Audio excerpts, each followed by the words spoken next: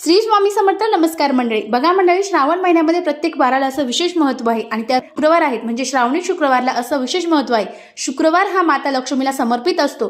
त्यासोबतच आपण जर शुक्रवारी हा उपाय केला तर आपल्या घरामध्ये अखंड लक्ष्मी स्थिर राहत असते, अखंड लक्ष्मी प्राप्ती आपल्याला होत असते. उपाय अगदी साधा आणि सोपा आहे. आपल्याला 7 पिवळ्या कवड्या घ्यायच्या आहेत. तुमच्याकडे जर पांढरे असतील तर हळद टाका आणि त्याला पिवळं करा.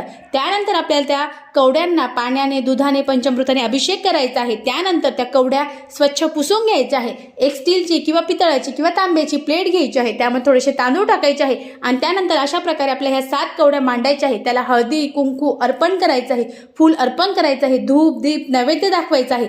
असं केल्याने आपल्या घरामध्ये माता लक्ष्मी अखंड वास करणार आहे. कारण माता लक्ष्मीला कवडी ह्या अतिशय प्रिय आहे. त्यामुळं हा उपाय अगदी साधा सोपा आहे.